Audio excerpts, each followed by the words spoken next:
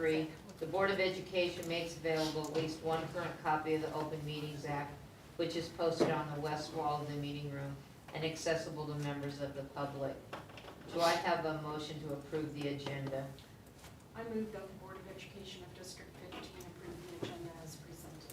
A second? I'll second. All those in favor say aye. Aye.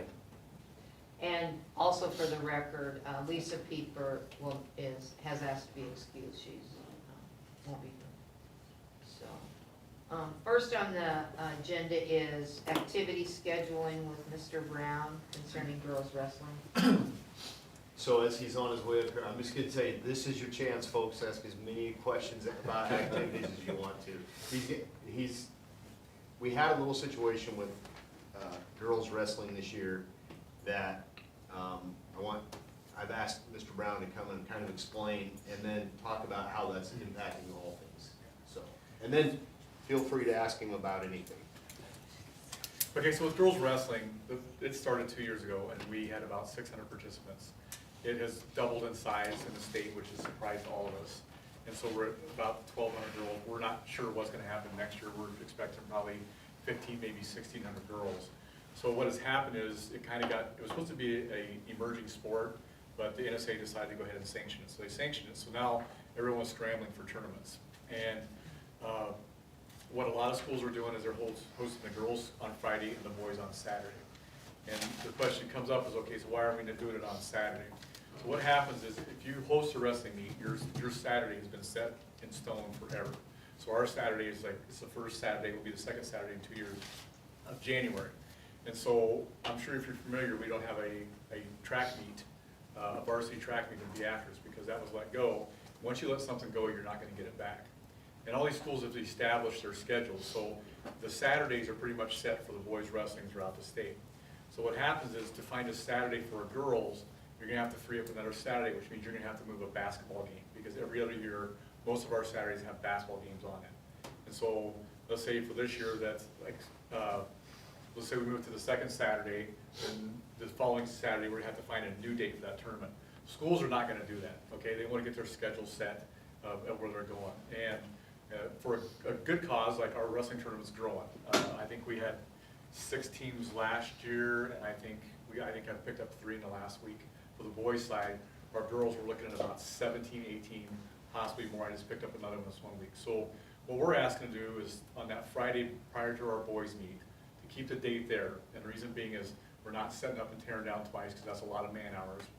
And then we can roll over just the next day. We can let out at 1 o'clock, 1,080 hours, and we're close to 1,200 maybe? 11:15. 11:15. So we got hours to work with, so a couple hours there. What it does, I mean, it brings people to the community. You get that many schools, you bring people in.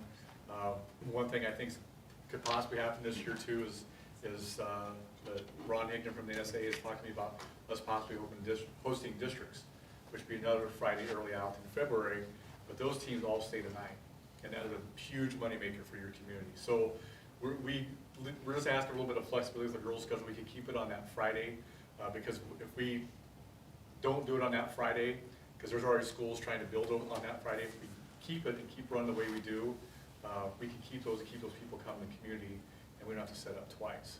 So it's just a matter of manpower and convenience, and to me, we've established a great tournament.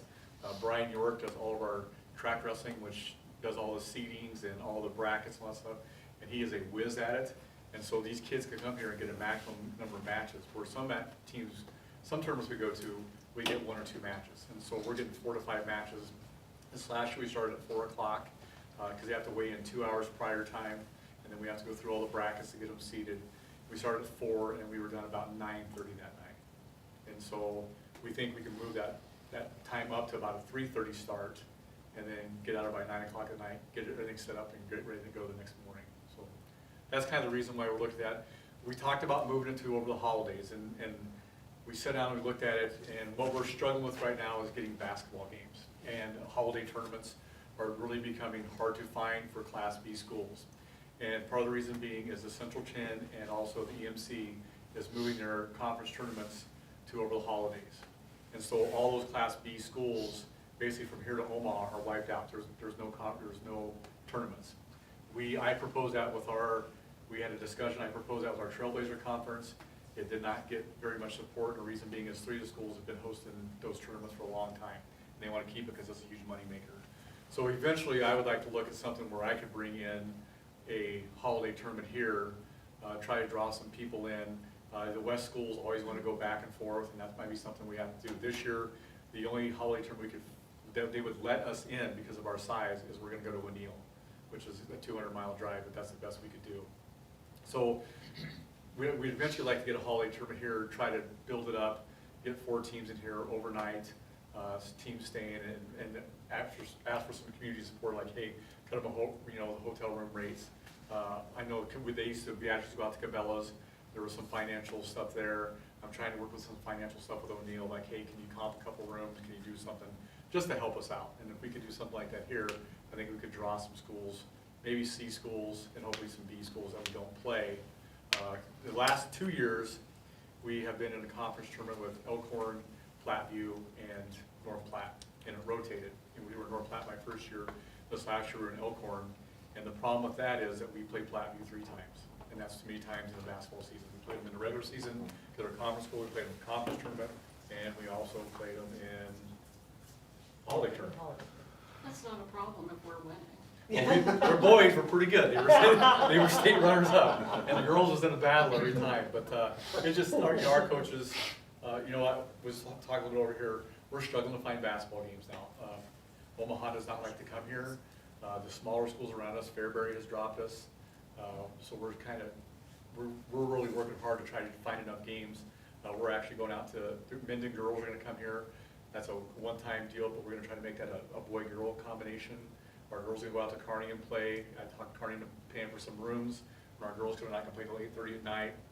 So we're trying to be as creative as we can.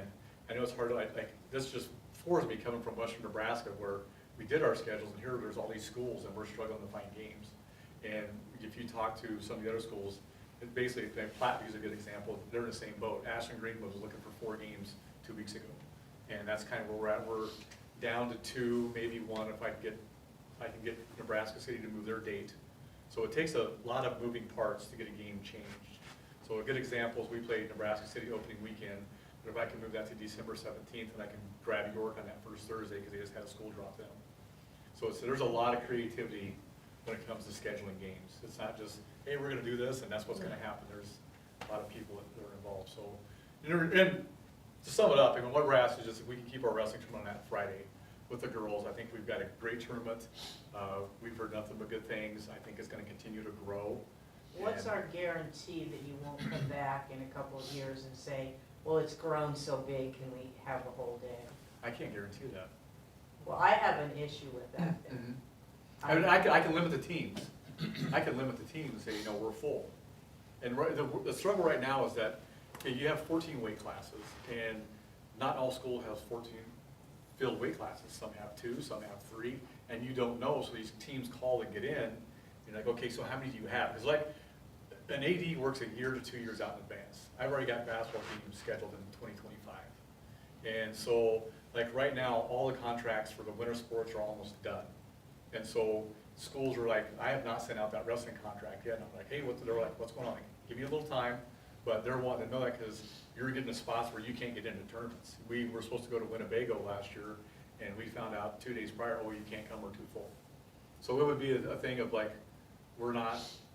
we can't, we're full.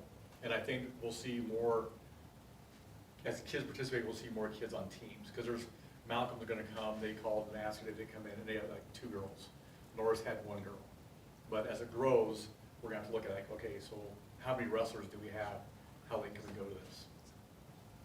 Well, back to did we see finding basketball games was going to be a real issue when we dropped out of the conference in Omaha? I wasn't part of that. Did we foresee that being an issue? And if so, why did we do it? No, I think there's a similar issue when we were in the River Cities Conference as well. I mean, the basketball schedule hasn't changed dramatically in terms of the number of games. It's changed dramatically in the number of, in the teams that we play, but not necessarily the number of games we play. Bottom line is, we're in southeast corner of Nebraska. Omaha's in the metro.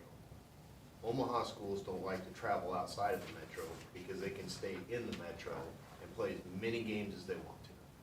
So what happens to our kids is they don't get as many games as the people in the metro because they can travel from Gretna to Platteview to Omaha. But it was our choice to leave that conference, wasn't it? Right, but we still had. I mean, teams- that's why I'm asking the question. Yeah, but I we mean- still had teams that didn't wanna come play us here, that were in that conference. They talked about how Scott complained it was so far away to come here. And Right. An example would have been South Sioux City. We were on the last year of, in that conference with South Sioux City coming. And the next year, they were saying that they weren't gonna come and play us anymore. So, Could you fix the schedule though with basketball, so 1 year it's not every game's away? We're trying. And I mean, Yeah, we're that- trying. I mean, that's, And I'm not trying to throw. well, you told me to ask Yeah. anything, here Right. I am. What has happened is, what happens is that takes a year to 2 years to fix. When I got here, we played every conference game at home. I was like, how did that happen? Right. And then this year, every conference game was on the road. So I've been working with the other schools, and you have to negotiate, like, okay, Nebraska City, we're gonna come back to you this next year, so I can get my schedule evened out, because you wanna even them out. So our soccer schedule's out of whack, and so we're been working on trying to get the soccer schedule, because our boys don't have a whole lot of home games right at the end of the year. And so there'll be some negotiating, we might have to make a second trip someplace for back-to-back years, but then that's how you even things out. And you gotta give if you wanna get, that's the way it works. I'm fine with it, but you will not ever have my vote to dismiss school for an entire day for an athletic Yeah. tournament of any kind. I don't care what sport it is, sorry. Yeah, like districts, it would be, we wouldn't start till the afternoon of the Friday, and then we'd be all day Saturday, so. I mean, I'm excited, I mean, I think it's great that there are all these girls participating. And we That's have the wonderful. facilities for Yeah, it. For the rest, the first year that we had it, we tried running it in both gyms at the same time. We got through it, but, you had girls sometimes in this gym and sometimes that gym, boys in this gym, boys in that gym. And so it was just, because we can run that 5 mats at one time, but we can run 3 mats, and, because they have to have a 45-minute break between each match. And so when we run that, we try to get it build the bracket, so we don't have to say, okay, we got a 10-minute delay, because we can't wrestle for the 45-minute rule. So yeah, the facilities, they work great. are there any other questions? Thank you. Thank you. My door's always open, Doris, so I enjoy seeing you. I know. That's what everyone says. I even said that, they were talking about not giving board members conference passes, and I can't do that. I'll get in trouble. I gotta go back to Moving right on. soccer game. Yes. Thank you, guys. Mhm. thank you, Mr. Brown, appreciate you being here tonight. And now we're going to have the sort of okay elementary frequency. Yeah. We don't have a dog and pony show, and we don't have a bright deal that we were told that middle school has, but we're gonna do our best, and we love the Can't middle even school. read We get to go off one another, so. Well, that's not our fault. You got your I glasses typed it on? just No. I fine. can read it. So what we did is we went through what Dr. Nielsen gave us for the strategic plan update, and Betty and I kind of worked, and ours, the middle school, high school is different in the sense of like for homework grades, and stuff like that. Ours is more, some facility things, and then also our biggest thing that we're running into this year is like the retaining the good teachers, and recruiting good teachers coming in. And that's our biggest fear. We know that Lincoln is 90-some teachers short. We've already interviewed teachers, this last week that are brand new out of college, that Lincoln has asked them to sign their contracts as of last week already, which they can't really technically do, I don't think, till April 15th, but they're already trying to get them to sign contracts so that they're locked in. And so we're on a crunch because we feel like we're gonna lose some good teachers. So we're gonna do everything we can to retain the ones that we have, but then the ones who are retiring, obviously you have to replace. And some of those are hard shoes to fill, so we're battling, and we even got one of them last week that we're gonna arm wrestle here in the next couple weeks, depending on who's gonna get her. So, Betty and I are working I close. am. Yeah, seniority. She always pulls a seniority card on me. That's Why are you saying they're not staying? Like retirements. Oh, a lot of We have some people getting married, we have some people going back to hometowns that they grew up in, that opportunities opened up. The teachers that usually leave our elementary, they have some really, they're not upset or mad or anything, they have some really good reasons to get back to family, or they wanna go back to their hometown. And then, 2 years ago, my 7 of them were retirements, so, it's crazy, which I love because it shows that they love Beatrice and they stay for a long time, so that's a good thing. So it's harder and harder now to compete, and we appreciate the board and our BEA working together, trying to do what's best for our staff too, because I know that, I'm sure that's a struggle. We're out of that one, but I'm sure it's not a fun task, so thank you for that. When we interviewed last week, we interviewed 3 people and offered, an open contract to all 3. They were excellent. We felt very fortunate, but they also were lucky. They had a reason that they wanted to be here Beatrice. instead of looking at Lincoln or Omaha or Kansas City or someplace else. But as of, 2 days ago, we ended up with another one who gets another opportunity. So now we're still looking for 3, and we haven't even hit the deadline for people turning in their resignation. So it is concerning. It's very concerning. And with that, even though they're great people, they're still new to our system. And so getting into how we do things and how we look at test scores and all sorts of things is a process. It's not going to happen in 1 year and overnight. It's a process.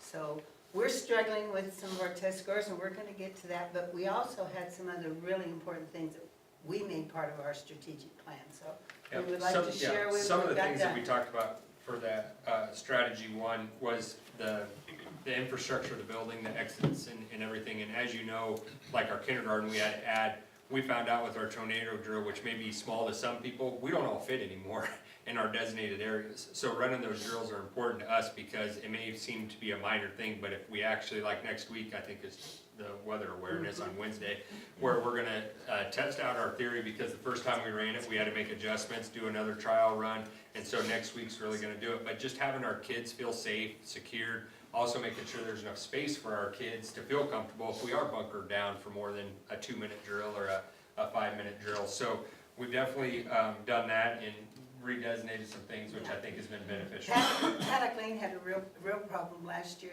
We grew, I think, from about 360 to 405 or something at one time. And so, classrooms were considerably bigger. And so what we had to happen when we did our tornado drill a year ago, from now, we couldn't fit all the grade levels in the room that we designated to be, because, we have to keep them on inside rooms, no glass. And, in our elementary buildings, that is not an easy task to accomplish. We have very few rooms that are actually inside rooms. We also have very few rooms that have no glass. In case you weren't aware of that, that is very difficult. So we use nurses' offices, we use workrooms, we use closets, we use bathrooms, and, BJ went to Paddock Lane. 69 kids in the boys' bathrooms a lot, isn't it? Yeah.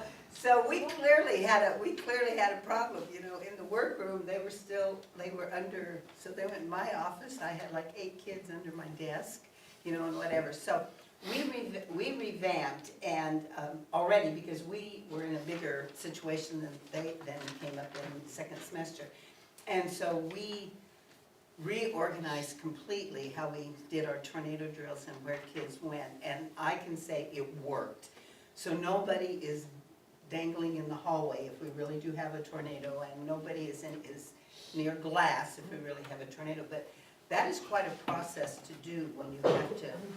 And we have outside buildings at Paddock Lane. We have a building that's all metal, so you can't stay out there, and you can't stay in the speech rooms and the resource rooms.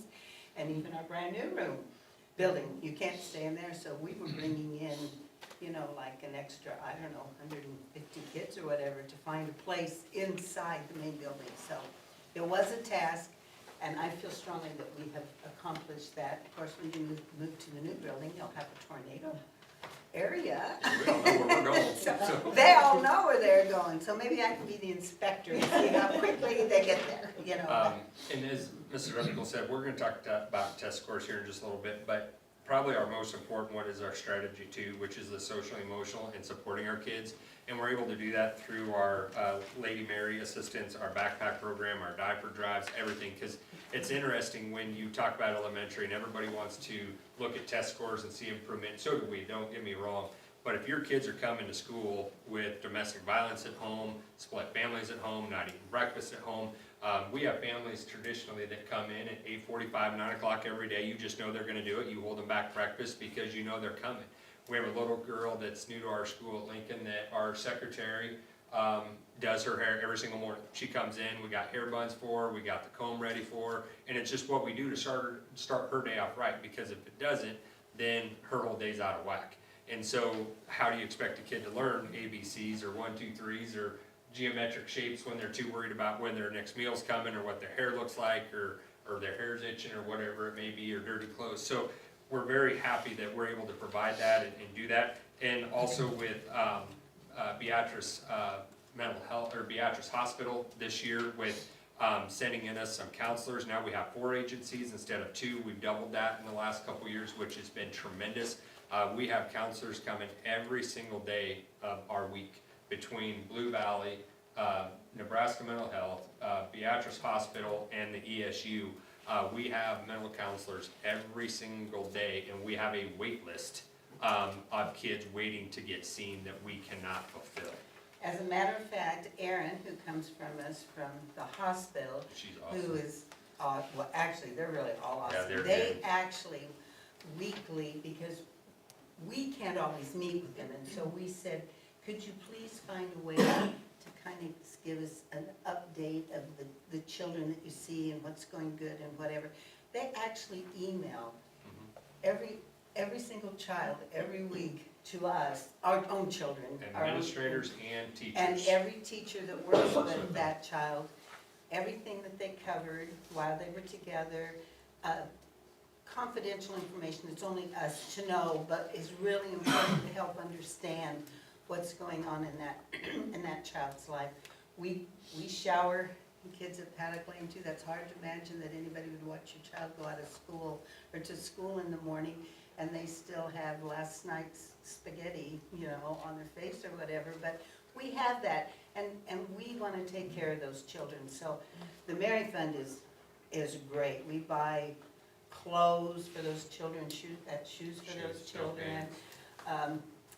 Shampoo, toothpaste, all sorts of things. But we also do that for a number of our children in school every day, so. And with our community So- partners too, it helps out a lot for like the toothbrushes, the shampoos, stuff like that. And that's just our community coming together for our kids. And I think that speaks highly of our BLAST program too, because that's kind of what got, for me at least, with me being new, not knowing as many people as Betty, since she's been here just a couple more years than I have, knowing kind of organizations and people. And so, and I didn't say elderly, to do. But, you know, it's really helped our kids, and we appreciate our professional development also that we've been trying to give our kids. And the other thing is a huge shout out to our school counselors, because they do lunch bunch every single day with a group of kids, whether they're Lincoln, Stoddard, Paddock. They're pulling anywhere from 3 to 10 kids in every lunch per grade, working with them on something. And so that's been a huge, huge thing. They do private counseling, they're in Yeah. charge of all of our 504s. Paddock has a lot of those too, and Miss Hill is our counselor there. I feel in the couple of years I've been here longer than you, that would be more like, 5 decades or something, but whatever. I've been here, I have seen that counseling program that we do with the help of the community that helps support us, that's just grown to a point, it's almost hard to imagine that many little kids would ask and come and say, can I go see Miss Hill, or can I go see your counselor? And those counselors are doing just a fabulous job for us. And I know Jackie would appreciates that too. She's been very supportive of that. Another thing I've seen grown a lot is people coming in from the community at Christmas time, this is so heartwarming, and they'll say, we usually take a trip, but we're not going to this year, so Betty, here's a check for $100, put that on somebody's lunch count that can't pay for their lunch. And, you know, and so, you know what, a lot of the staff, we do that too, because it's just kind of a, you know, there's this little extra Christmas thing we can do for people. So that has really been, once again, how members, through the school, how members of the community have reached out. to And our help other churches too kids. have really stepped up in the holidays, calling, saying, do you need shoes, do you need coats, do you need mittens, like, what do you need? And that's been a huge blessing as well, so big shout out to them. One of the other things that the hospital has done that has been fantastic is we've added professional development for our staff. So during PLC times, our hospital partners are coming in during the day, and they are watching classrooms, they're observing students, but they're giving teachers then during that PLC time those tools of how do I help address maybe a child that is from a trauma-informed situation or from having other struggles in the classroom. How do I help that child be successful? But we are doing it in the sense of it's providing that professional development for the teacher. It's not working one-on-one with the child at that point in time. It is providing professional development for the teachers. Because I will tell you right now, our teachers' toolboxes in those mental health pieces are not as big as we need them. And so we have teachers that quite regularly seek out the providers that we have coming from the hospital, and it has been it's been one of the coolest things that we've added. And that's been 2 years that we added it. 2 years, the Yeah. second year. And yeah. it keeps growing, and we appreciate that, Yeah. so keep hiring Eric. And the teachers feel more comfortable now because they have met the healthcare providers. So they've started opening up their doors a lot more in their arms and requesting that feedback, rather than the first year it was kind of like, who are these people? Are they gonna come judge me? And now it's more, okay, And it's been great for some affirmation too, to say some of the things that they're telling us. We're like, yeah, we do that. And they're like, you are doing this really well. You just need to try this. Or, hey, do this a little bit more or something. So it is good for the teachers too, to get a pat on the back, and our paras, and our secretaries to get that. So I think that's huge. We've had a few instances too where they've come in to observe the child that has been designated by the teacher, can you please watch? And we try not to hit them with more than one child at a time. And they'll leave, and then they'll say, is Bobby on your list? And the teacher will say, absolutely, but we want to get Tommy first, and then we'll move to Bobby. We've done another thing that we haven't put up here, and I know it's something we're more involved in at Pat McLean, and that's not because Kevin wouldn't be. But we have the most wonderful resource. We call her Jim Q, okay? Because her last name is, like 52 letters long, so she's Jim Q to us. But she is an autism specialist, and she has a team. And we work with, at Paddock Lane, because we do have quite a few children on the spectrum. She's fabulous too, and that would be a thank you, Beth, for that. But that's allowed us to do that, and she comes in with her team, she observes children, she meets with the staff, she does professional She's development. coming Tuesday And at she's 10 o'clock coming, I for me. know, we're I got sending it. her over We know. there, I know, but you will love her. She's Yeah. but those are just more of those resources that we're taking care of to help our loved ones. So, we're very busy in those areas. And the thing that's scary for us is, in Beatrice Hospital has helped me out huge twice. We've had 2 students who had some suicidal thoughts, where we've actually called in their counselors, and they've actually taken them to the hospital for assistance. And so having that resource here in Beatrice is huge, and unfortunately it's getting younger and younger. So what are we doing to keep providing that for our teachers to be able to handle those kinds of situations? Which kind of goes into the next one with the recruiting and retaining. With Chad Dumas and Dan St. Romain coming in to help our PLCs really focus in and give us a drive and a direction has been phenomenal. I think we've done a good job, but I think they have definitely made us step up a notch, and they've made our teachers really dig in a lot more than what they have in the past. And Their presentations have been so Yeah. great that they're actually bringing it back and putting it to, and Doris, you're a teacher, you understand that. You can go sit at professional development, and if it's ho hum, then it was, that was a waste of 2 hours of my day.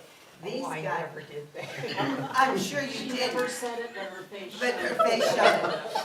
But, you know, we do our best, we really do try to do our best, but these two gentlemen have actually made a difference in how many teachers are addressing their student instruction, looking at new strategies, taking a broader understanding of why Bobby might not be reading yet, but oh my goodness, the fourth grade teacher says he's going gung-ho. What did I do wrong? You didn't do anything wrong. Bobby wasn't ready to read gung-ho until he got to fourth grade. So it's been a huge, huge help to us. So thank you very much on that. The next one just talks about our scores, and we know that we're not where we need to be, according to the state. But I will tell you that we have seen growth in our kids, and that's what we want, that's what we focus on, at least at the elementary level, is we know that, our scores may not be where they need to be, but we are seeing massive growth. Our teachers are doing phenomenal, our title teachers are stepping up big time, working with kids as much as they can. Our resource support has been phenomenal. So I know that that's one thing that we want to keep improving on, so our schools, you know, can get graded according to the state the way that they need. But I will tell you that I'm very proud of how our staff works together, no matter what building you're in or what grade you're teaching, sharing ideas at meetings, staff meetings, sharing ideas during PLCs, especially having us go in to do some peer teaching as well. Really keeping those kids in, and we are showing growth. Not as much as we want, but we are seeing some massive growth. But it starts too with kids first, making those relationships and then building on it like we talked about, and that's kind of been our focus. And now we're gonna start moving, since we have some good pieces and that social, we have the support for mental health now for 4 agencies that we're not dealing with every day, which has been a blessing, to start working on that academic piece. You know, along with that, what we strive for is growth. So, you know, if you come in at a 1, I'll use simple numbers. If you come in at a 1, and we really want you to 10, by Christmas you're at a 4, we made a big jump to get you to 10. And like I said, sometimes the 10 doesn't come until you get to 4th or 5th grade.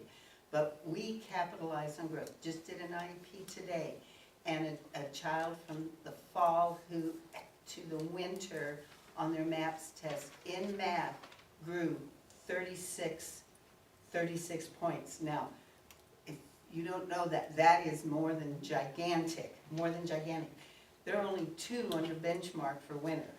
So, oh, you know what? But they were like nowhere near that in the fall. So that's how much work those teachers have done, the resource teachers have done, to get a child to that. So that's what we look for. We're not gonna get everybody from below to on in 3 months. It's not gonna happen. But if we get halfway there, that is a huge, huge process. And all the other things that affect that, if we're helping with that, we're gonna get them there. It's just not an overnight. We have our scores if you wanna show. And like we said, we're not jumping around happy because they're not. Those are kids. I gotta go this way Those so are- you can see it. Those are kids that needed reading plans. This is just our little kids. So, but one thing that, you know, when Kevin and I look at this, we're like, wow, that's not anything to be doing flags about. But we also step back. Are this year's, you can go all the way through them, but are this year's 2nd grade didn't finish preschool and spent 3/4 of 1st grade in masks? Guess what we have a lot of numbers in that grade? Speech. We have a lot of kids in speech, because those kids lived the mask until the 4th quarter. This year's 3rd grade were kindergartners when we went out of school. So they did not get the last quarter of kindergarten, and they spent 1st grade, 3/4 of 1st grade in math. So we are seeing what everybody said was gonna happen. That was gonna have a detrimental effect on the growth of our kids. But what do we also feel? We also feel we're doing a massive job of catching that up as they get later on in 3rd grade and into 4th grade. So no, it's sad to know that in the spring, 23 of our first grade, second graders, 23 of our second graders at Lincoln had a reading plan, and whatever, 16 of our Paddock Lane kids had a reading plan. That meant they did not reach the benchmark that was set in order to say that 23 of these children could not read at grade level and 16 of these children could not read at grade level. That was in 20 and 21. The second grade in 21, 22, it was 24 and it was 25. Our hope is everything that we're doing right now will show that when they get to be 4th and 5th graders, there will be a whole lot less children on a reading plan. And these tall spikes here can be the number of kids that are at or above benchmark. And that is our goal, and that's what everybody's working on Yeah, every single our day. classroom teachers, our pairs, our title teachers, and we've incorporated a new program called Sunday last year that really breaks down the phonetics of reading and doing it, because we noticed our scores were not good, and so we had to take a step back and say, okay, what can we do to try to get some of these kids caught back up where they need to be? And so we've seen growth in our kids, but we are still below where they need to be on the benchmark. And you know, it doesn't matter if they're resourced or not, we're working with every single kid and they are showing some massive growth, just not according to where the state wants us to be, especially in that 2nd and 3rd grade group with what they've missed. And that's not an excuse, everybody in the state's in the same boat, but we're trying to put things in place to help those kids out as much as we can, so. The Hegarty program too Hegarty, is taught in every single classroom, 1st grade through 2nd grade, every day, all year long. Yep. 3rd grade, we start the year with it, and then as children no longer need that program, they do not participate in it. However, if they are entitled or resource and still need that support, they get it. So, we started that last year, that everybody did it. So our kids that are in 1st grade are on their 2nd year now of it, as are our kids in 2nd grade, because everybody had it in 1st grade and 2nd grade. So we're excited, but like we said, it takes time to get through that. It doesn't happen overnight. Any questions? Oh, Doris does. No, I'm just, oh, good, I thought we were gonna be Gus Brown again. How do you avoid burnout? What can we do to help? Jean days, dress up days. Sorry, I had to throw that in there for Alexander. There's a But I joke want you behind all that, but I know, won't go look there. how nice he Yeah, look at looks this, today. look at this, I'm in my tie This today. is great. And Andrew's not, wait till he gets over here, he's not in his tie today. No, I think with the burnout, I think it really is, I think Chad and Dan St. Romain coming in has been huge and a good refresher for our teachers to give them new strategies. But then again, that affirmation that we are doing some things right. The PD, the trainings, the mental health. It's amazing how many teachers come to us and says, thank you, you know, I don't know who got Beatrice Hospital here, I don't know who got all these counselors here, but thank you. All of that just adds up. The little things of feeding the kids, the clothes, that all helps. And I think too, you know, I think our parents, for the most part, are very supportive of BPS. Of course, you have some that go on Facebook and want to blast us, but in all reality, grass isn't always greener, and they realize that, and they usually come back, and we do a great job. And it doesn't matter, you know, if it's a teacher, support staff, whoever, they know their kids are loved, they know they're cared for. The burnout with the teachers, just anything we can do to be fun, snacks, we have social groups that throw parties. I mean, it's the little things that matter. I know it's silly, but it really is. It's just keeping the positive. You know, Dan St. Romain said, you know, if you have imagine a bookshelf as a school, if you have books in there and they're positive books, right? But if you have a gap there, somebody's gonna fill it with negativity.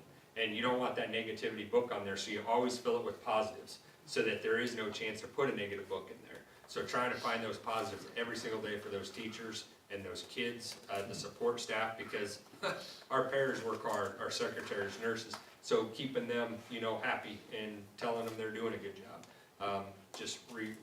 You know, That's really affirmation become a of it. big part of what we do. We try to talk to every single staff member every single day. You know, we always talk to all the kids every single day.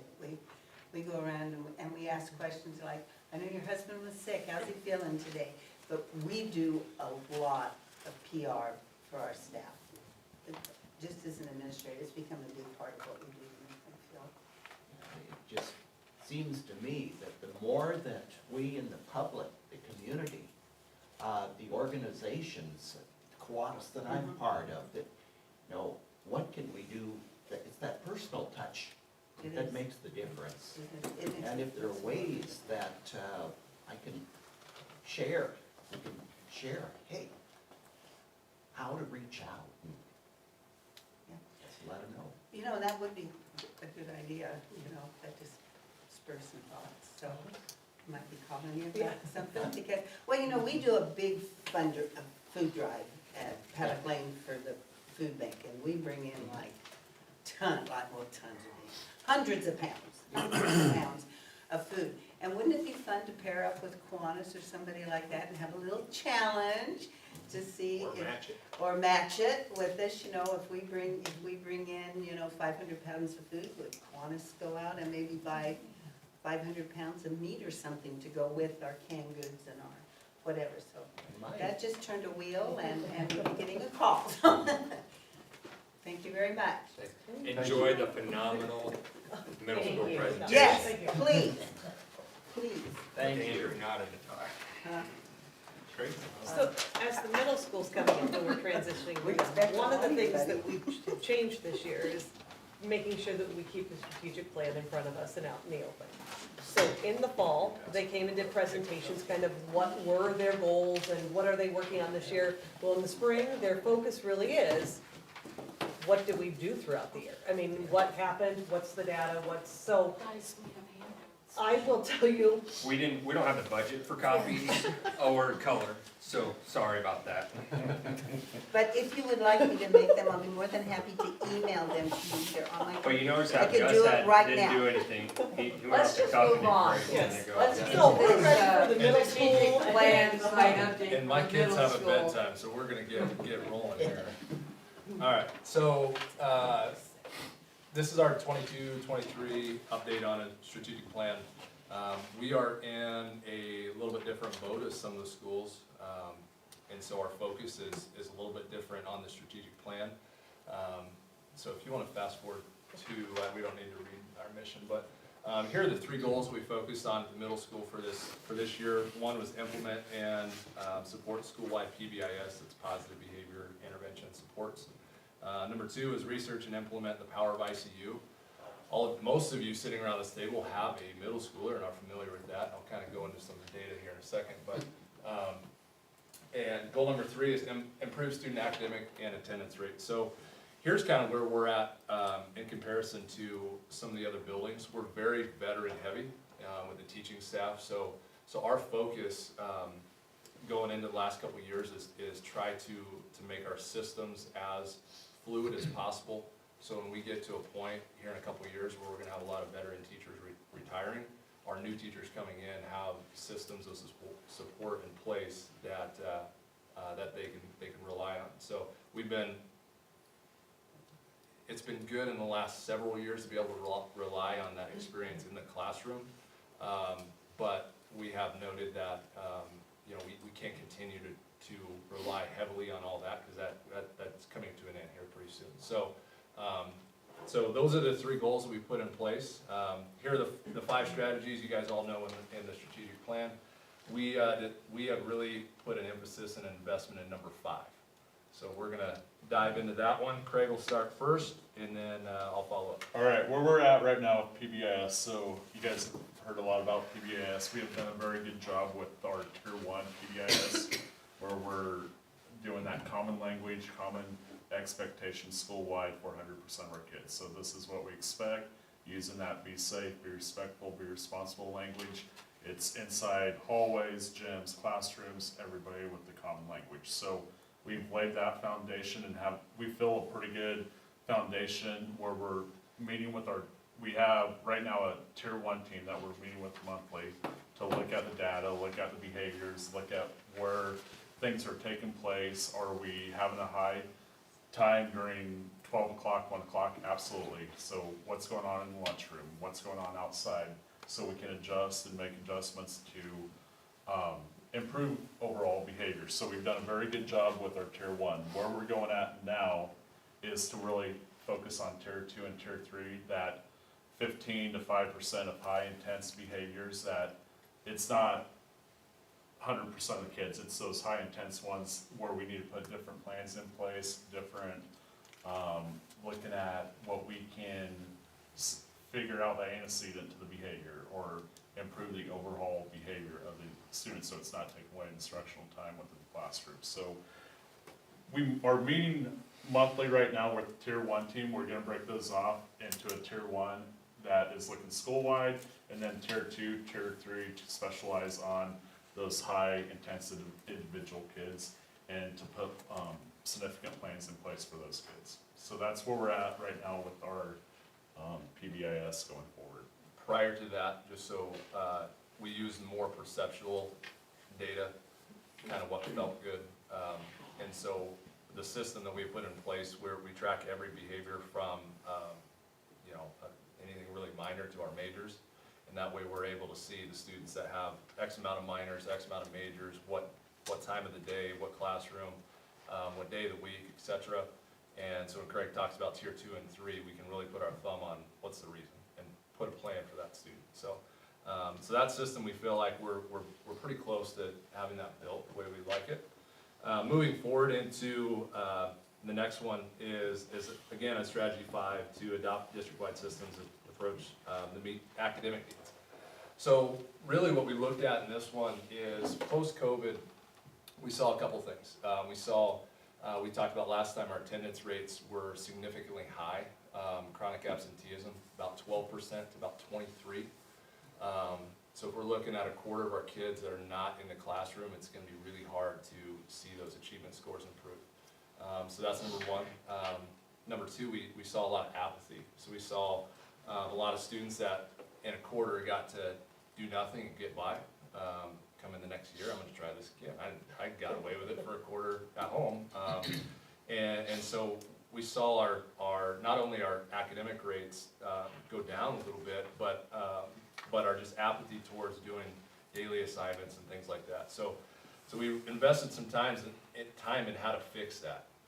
So we did a book study with our staff. We brought in the Power of ICU, Danny Hill, to come meet with our teachers, talk through how we could build an academic system to support our students, and really align what they do in the day-to-day classroom should be quality, should be tying in our standards, and if that is the case, then they assign it to students, we want to get it back, so we can assess what they're learning before we get to a test and we figure out, we don't know what they're doing.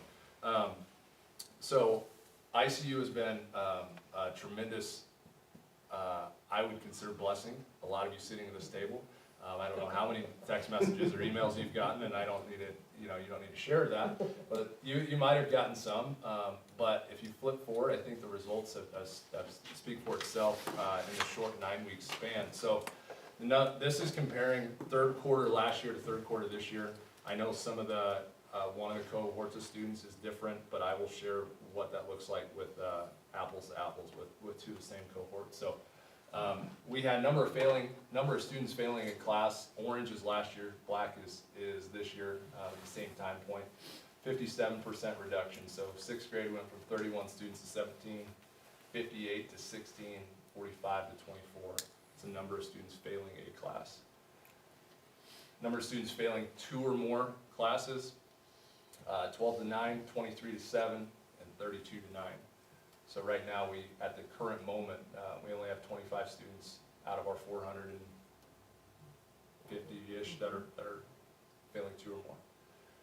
Keep going. Total failing grades. This is every line item class.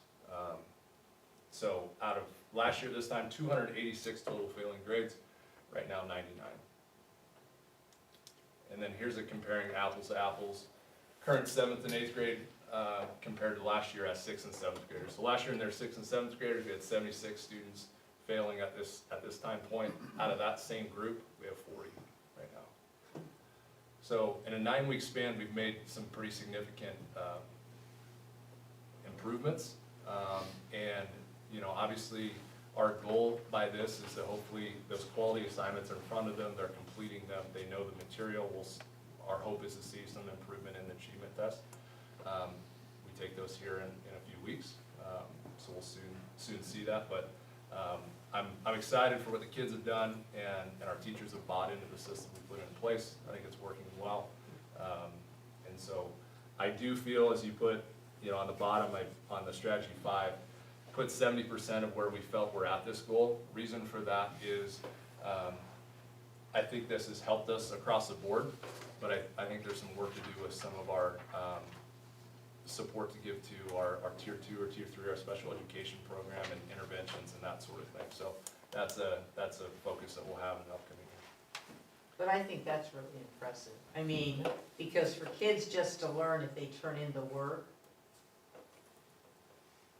I think before if they're not turning it in, they don't even know if they know it or not. I think for them to build up that habit in middle school will hopefully bring them success in high school, As of 3:15 today, it was interesting, I think we had 132 missing assignments from January to right now.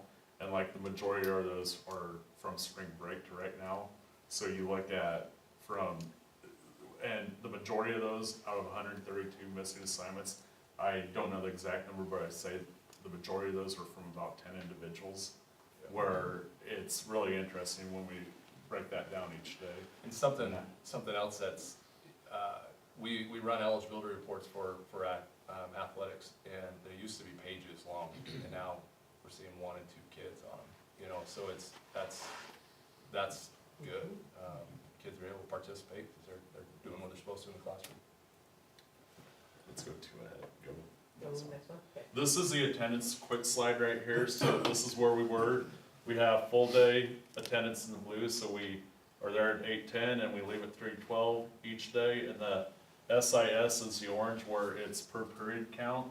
So we knew we had a problem with our attendance rate, so back in December we brainstormed some different ideas and we put an attendance challenge in place where it's very basic, very simple. If kids show up at Mentor and they're there throughout the whole day, our teachers are putting, they start with the letter O and spell out orange right outside the door. Once they spell orange, we're doing it once a month. We're cooking pancakes for the whole Mentor class. It's helped tremendously. Where our numbers are right now is comparing from this time last year, where full day rate is a plus 3.73 overall for the year, and the SIS rate is a plus 2.3. So we've gone up from 85% full day rate to about 89, which does not seem significant, but in attendance, it's going up 1% is pretty significant with the attendance rate. So students have been doing very well with holding each other. It makes a few kids just think, hey, do I need to go home right now? Or can I make it through the day for another 2 periods? So overall, school-wide, it's improved. And the students are very excited when they get either pancakes or little popcorn and M&Ms. So I know one homeroom is well on their way to the 4th time. So once they get it, they can start over. So very basic, but they're excited about doing it. So we'll keep going with that. I'm gonna go back one. This will be our last thing. So a couple other things in the strategic plan we've done as more so check boxes. Strategy 1, as far as infrastructure, we have put in some new cameras into our building. Found a need to have them in our alley and our west side of our building, so we put those in.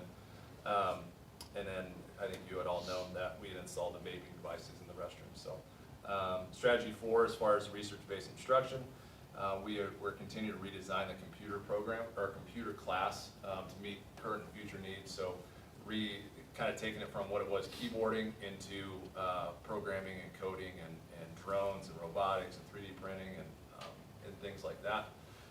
And new this year, the bottom 2, this spring, we're gonna partner with local community members to create a career day for our 8th graders on April 4th. They will come into to the middle school, where we surveyed our kids, and they did an interest inventory survey, and their top 3 career clusters, They will go around to those community members, and we'll get to listen to what training they had, skills they need, what's their day-to-day look like, what do they make if they're willing to share that, and so forth. And that'll hopefully help transition in the high school too, just kind of give them an idea of things they're interested in studying when they have more choices to be able to do that.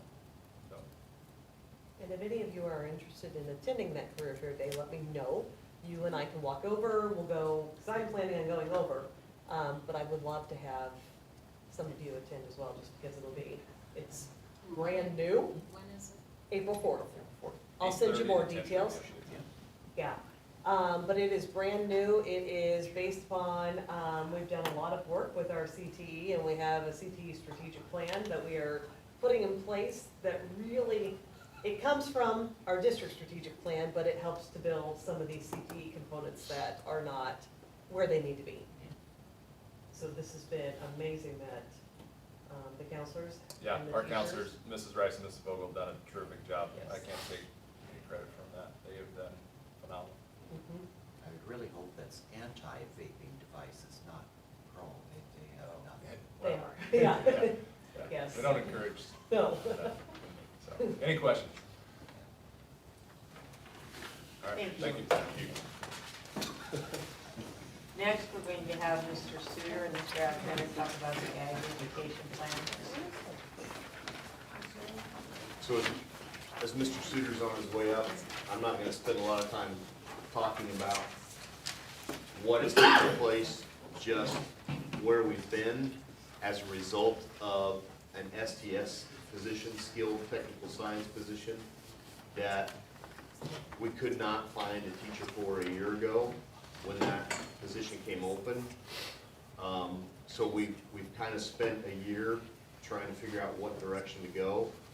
And we've had a lot of conversations about, is skilled technical science. We offer a lot of welding, we offer a lot of autos, we offer a lot of those things, but do we feel like this is a time to make a transition to an ag education program? So we did advertise, we put feelers out there, and I'm gonna let Mr. Suter talk to you about what's happened as a result of that. But most importantly, I think it's creating the understanding that this all happened because of a shortage in a specific area, which we're gonna see more and more of, not just in that area, but across the board, so. Yeah, thank you for the opportunity to talk to you about implementing an ag program at Beatrice High School. Went back and looked. The last time we had ag offered at Beatrice High School was 1979. There was a gentleman named Mr. Terrell that taught ag. There was a reduction in force at that time, and his position was eliminated, and the ag program stopped.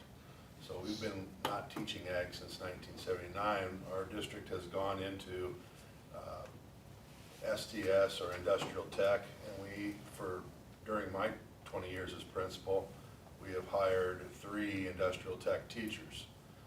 Last year, when we advertised, we had a gentleman come to us for 1 year. Wayne State College, where he came to us from, turned around and recruited him to come back and become a professor. And we were not able to fill that position. His name was Grant Schrick. So we've been without an industrial tech teacher this year to fill our 3. We have 2, Chris Collison and Jim West, but we have not had a 3rd one. And that, as Jason said, that has caused us to advertise for industrial tech positions. When we were not able to find industrial tech positions, I remember calling Jason and saying, maybe we need to look at what might be out there for ag. And so we ran an ad for ag. We were not able to find an ag teacher last year. So as I said a couple times now, we were out without an industrial tech teacher this year or an ag teacher. But we kind of got on the stick, and we've had some conversations with a gentleman that has taught ag in this community. He's a retired teacher, and we have worked out, I believe I'm okay to share, we've worked out an idea, a plan where we would be able to hire a retired ag teacher, a gentleman by the name of Dave Barnard, who taught last at Tri-County and also has taught at Lewiston. He has talked with Jason and I a couple times. He'd like to come in and teach half days, so it'd be a part-time position. He'd like to teach our kids basically 3 different ag classes, 2 sections of intro to ag, natural resources, and then also an animal science class. And it would give our kids at Beatrice High School an opportunity to get introduced to ag curriculum, ag programming, and then we're in the process of also looking for a student who is graduating from the University of Nebraska-Lincoln in December, who, if they do a good job with their student teaching, and we can give them that opportunity to student teach at a school close by here, if they are able to do a good job with their student teaching, we'd be in a position to look at hiring them to come to Beatrice High School and teach a full schedule of ag. We have traditionally, folks, during my principalship, when we've had kids that have said, we're interested in ag, we want to take ag, what we've done with those students, and I think it's been a good thing, but it's not been our own classes. We've had those kids go out to SENCAP and go out to the college and take classes through the SENCAP program, through a really good ag program at SEC. But there's some difficulty with that, because we have to then make sure the students, their schedule works with the SEC schedule. And those classes are taught for dual credit. And we just feel that there's a growing number of students, both male and female, that are interested in learning more about ag, and not traditionally. I think when a lot of people think of ag, they think putting a seed in the ground and growing it, and that's part of it. But there's a lot more to it. There's ag business, there's ag futures, there's investing in ag, there's banking ag. There's all kinds of different aspects of ag that we want to start giving our students an opportunity to learn. And so Jason asked me to come to you this morning, or this evening, tell you more about kind of what our plan is. I don't know if I've delved enough, or if you want me to give more details. No, I think that's a great overview of why we've done what we've done, where it's led us, and what our plan is moving forward. And I think it fills a gap in so many different ways. It's an elective, it creates an elective opportunity for kids, but it also creates an elective that can work cross-curricular with the animal science for science credit as well, once it gets going. But I guess the most important thing is it's an opportunity that we haven't had for a long time, that we feel like the community can get behind. Mr. Barnard is very well connected in our community with the ag industry, and he's committed to helping us get a good program started. I think probably one of the things that gets confused is that ag is FFA, and they're not. They're 2 separate things. Ag education is in the classroom. In order to have an FFA program, you have to have an ag education. You have to have ag education classes taking place. So there will be a transition time period where we have to have full ag education classes taking place in order to apply and be accepted to start an FFA program. But that would also be part of the goal, the end goal. Yeah, and we had some students this year at the high school that wanted to be involved in an FFA program. And so we actually developed a schedule where they're actually leaving Beatrice High School at the before the end of the day, at the end of their 7th period, and they've been driving to Wymore to be part of Wymore's FFA. It's not been the greatest to put those kids on the road, and there's been conflicts and so forth. So I know there's an interest among our students to not only learn more about ag, as Jerry said, but also to at some point also develop an FFA program and be able to participate in all the different judging and challenges and conferences and different things that that program offers. I think it kind of really boils down to, why wouldn't we? If we've got the opportunity to look at a teacher that can come in and get us started but also look at the opportunity for a possible teacher to come in and teach. It's just another great offering that we have not offered for years, and it would be, we think it'd be advantageous to bring it back. And I think it fits in with our strategic goal number 3, from the standpoint of recruiting, retaining, and hiring high-quality teachers. Interestingly enough, the person that we're kind of targeting to start mid-year after their student teaching experience is a Beatrice grad who wants to be back. So we have some investment there that looks long-term. There's still some hurdles to cross. There's, you know, to get over, there's some things that we have to put in place. We're really excited about the opportunity. We've asked Mr. Barnard to come in to the April meeting and introduce himself. So we just need to get all those things in line and make that to finish the formality of it. But one of the things that we heard that we know is possible, we have an ag classroom. We have 40 acres that butts up against our House of Orange. And we'll have another roughly 40 acres right across the highway that can serve it as an ag classroom. That's not all, but it can serve as a part of that learning experience for kids. So we're glad to know that somebody else sees that vision, that we have that opportunity as well. Yeah, and we also feel strongly that there's community partnerships and community support for this. We've already had some cattle farmers in this area that have said, hey, if you want to bring your classes out to observe cattle and that aspect of farming that we're probably not going to have on site at Beatrice High School. Once we're planning on building a barn. The petting zoo is off the table.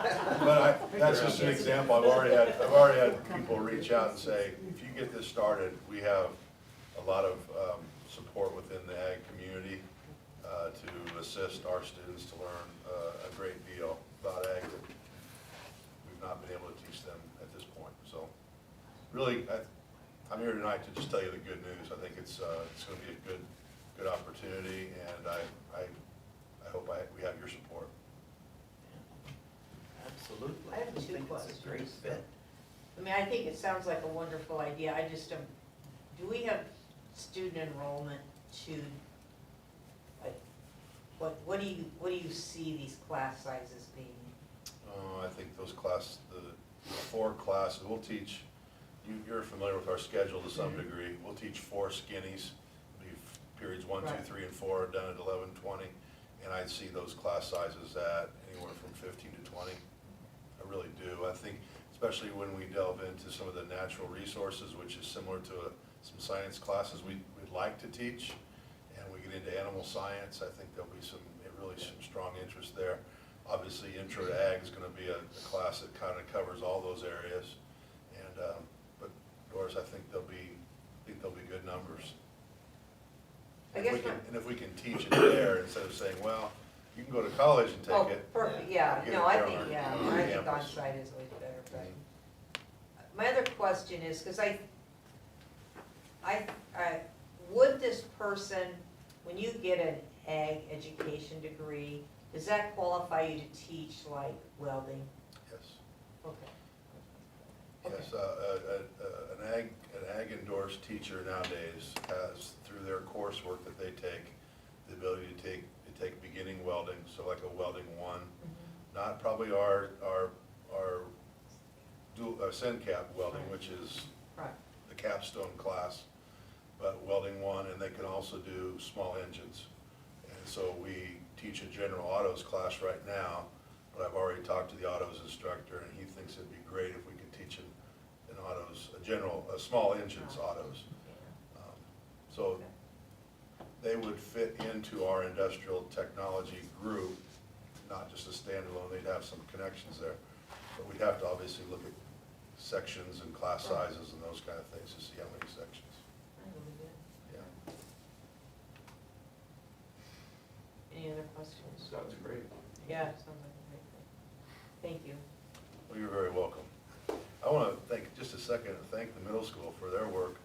I want to tell you a quick story. We had one year, it's was 20-year principal at the high school. We had one year where we had 22 kids that came to the high school from middle school that hadn't passed one single class as 8th graders, not one.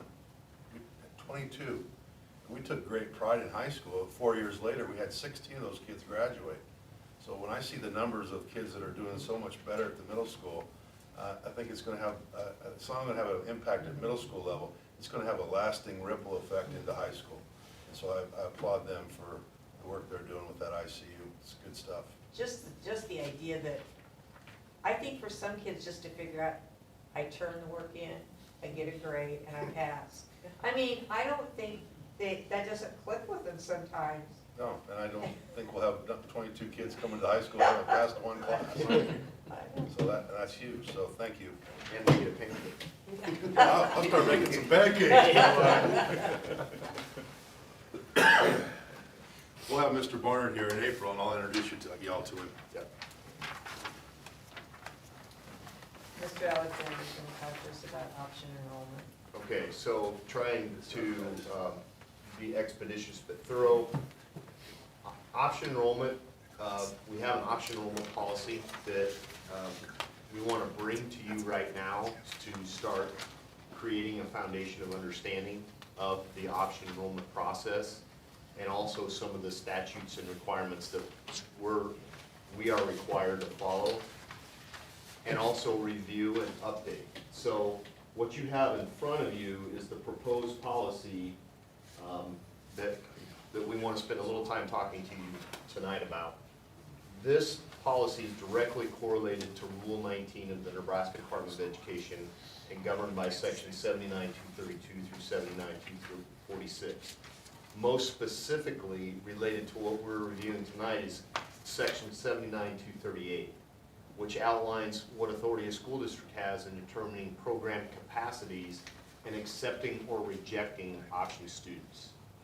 And basically, you've probably seen this before, it's been a while, but in short, last year we approved this policy in article adoption upgrade when we went through all the upgrades, all the policies in a specific article, and we upgraded that with the same numbers that we've had in there, for the previous year. So we need to review this again as we approach the end of this school year in anticipation for next school year, and make sure we're doing our due diligence and reviewing it annually as statute says. Therefore, this information is being provided to you tonight to begin that review process. None of this is set in stone, and as we do it, and I've mentioned before in previous meetings, there's 2 legislative bills that could still have an impact on this policy.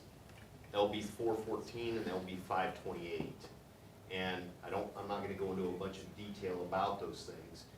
The legislature's kind of at a standstill right now, so how many bills will be heard and not heard in the next workday 40 of the session is up in the air. So it doesn't make a lot of sense to jump into this, or to jump into the details about those option enrollment bills. But just know that they're out there, and we're bringing this to you now, not asking to make any massive changes or anything, but we could be revisiting it in June after the conclusion of the legislative session.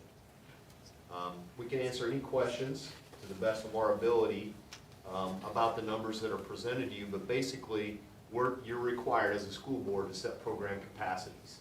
And so what we've done is looked basically at our enrollment levels and where they're at, and try to determine and ask ourselves, well, if this is the enrollment, what's the program capacity that we can handle in those given situations?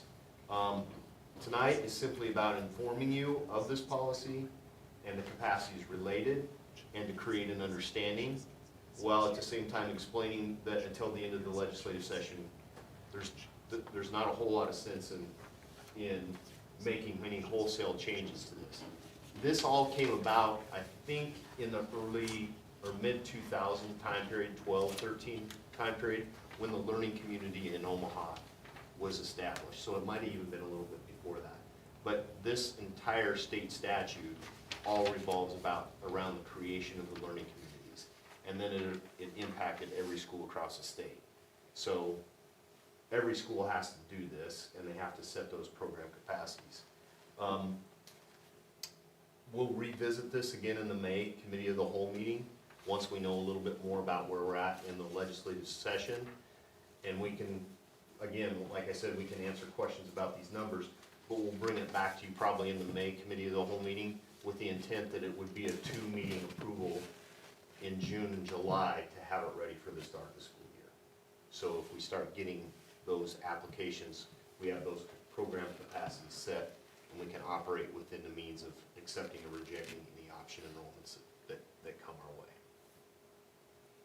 So that's what this is all about. It's a requirement, like a lot of things that we do, that we have this in place if needed. And like I said, if at any time you're reviewing this over the next few weeks and you have questions, please reach out to us. I know tonight it's a lot to soak in, but I think it's pretty self-explanatory. And the policy is 5006, Yeah. so if you want to find it, it is on the website with our policies. We just didn't feel it necessary to kill a bunch of trees or spend a bunch of budget money on television. So- Yes. Okay, I really appreciated the comments given I to us by the don't middle know, school. but they ribbed me, so I got a rib back. Okay, so now we're gonna talk about negotiations. I put this on here in just the opportunity to bring a couple things to your attention. There's 3 pieces of the puzzle when it comes to the negotiations process. There's certified staff, there's classified staff, and there's administrative staff that we have to work with. So just, I don't know, I wanna make sure that everybody understands this. Certified staff, we've been through that process. It kind of concluded. Janet updated the board at the last board meeting about where we ended that. We are now working on the classified staff because that's the next largest piece of the puzzle in terms of getting that figured out. And we know we have some changes that we have to make. So Jackie Bornemeyer and myself have been working on taking a look at that and what number that is in terms of how it impacts the district budget and how that fits in with what we've already put in for certified staff. So classified staff's the next largest, and then administrative staff. And we're starting conversations with administrative staff about how we see that piece of the puzzle fitting in, and we'll continue to do that in the next month or so. Our goal, it would be a nice goal to be able to get all of that approved by May, so everybody knows walking out the door what we will have coming back for the next year. And hopefully that also helps us in strategic goal number 3 of retaining high-quality staff. So then bring it to April committee of the whole meeting and then May board meeting? Yep.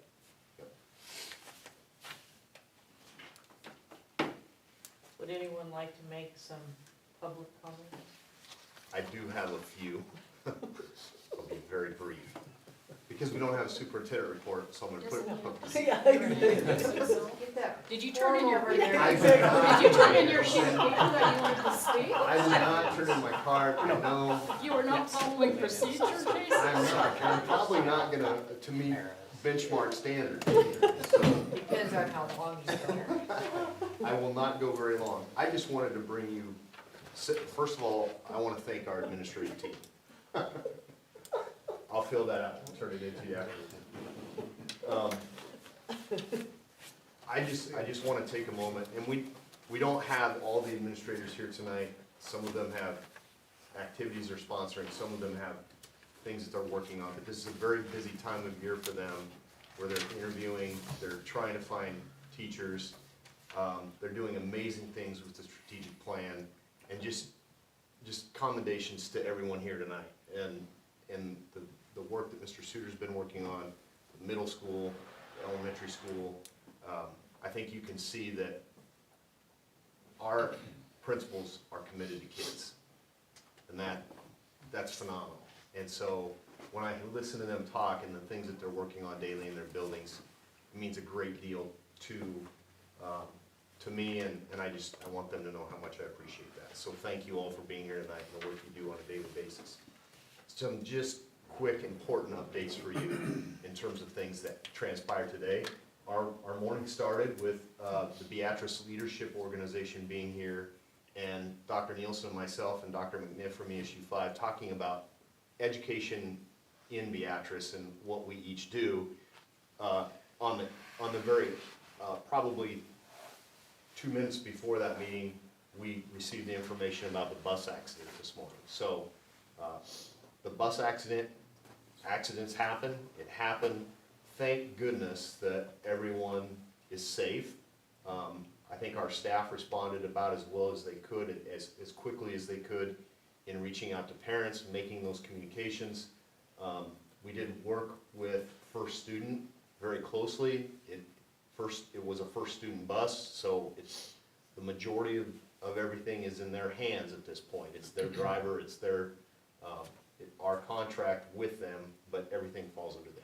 So we've worked in communication with them to try and to get a public statement out. It did come out a little later than I would have liked it to, but we had some email communication, address communication issues, so you got that all resolved out and sent out. But again, just thank goodness it wasn't worse than it was, and everybody's okay. And we had some community members also step up and take the kids and Yes. bring them into their garages. I mean, they opened their garages and it was awesome. I mean, it was just, everyone just stepped up and did what they needed to do to make sure the kids were safe and to make sure that we got them to where they needed to be. Parents were notified, so. Safe also. Yeah, yep, Mhm. yep. Yeah. Everybody ended up in good shape. So in terms of accidents, you hope they never happen, but this one turned out about as good as it could have. The second thing that happened today was a high school evacuation. So the day just got more interesting. Shortly after lunch at the high school, there was a gas odor that was detected coming from the kitchen. When that happens, it's an automatic evacuation. You call the gas company, you call the local authorities, and it's an automatic evacuation. I went through it in my first 3 months as an elementary principal, so I have very fond memories of that. Going, what? We have to leave the building now? But we did, and you just have to do it. So kudos to the high school staff and getting kids out to the House of Orange safely, so we didn't have any type of catastrophe there. Gas company came, detected the leak coming from one of the high school ovens. We have 4 high school ovens, 2 of them were down prior. Yes, one is getting fixed because one has been down for basically the full year because the part has taken us a year to get. We've got it, so it will be fixed and ready to go tomorrow. The other one went down with the same issue that this other one that we were waiting for the part from, so it just went down 2 days ago. I got a call from Don Holthus, so that will be one that we will have to see how long that part takes to get it. And then, because she has 4 ovens, and then the other 2 were part of this gas leak issue. So she was working with Lamels to see what the issue was, to see if they can get it fixed. But we're doing fish tomorrow, and I was told that we can do fish. We can take care of it, but we're going to continue working to see how well we can make it through the end of the year. I know Don Holthus is ready to, I think, be done with this year already with just staffing issues and the number of things that we've had kind of break down, and we've just tried to get it back up to where we need to get it so that we can get our kids fed. So that's just a quick update on 3 things that transpired today that I want to make you aware of. And the high school evacuation led right into the ovens, and that's what happened, so. Yeah, I think I've made more connected phone That's messages what this week. every day I get a phone call from. Because Jason didn't mention that Tuesday our ACT testing didn't work. We had a firewall issue. Yeah. So we had to scramble and come up with a new plan for that. But tomorrow's Friday. So that's all I have. Thank you for your time tonight, and Do I have a motion to adjourn? I move that the Board of Education of District 15 2015 adjourned. A second. I could do that. All those in favor say aye. Aye. This meeting is adjourned.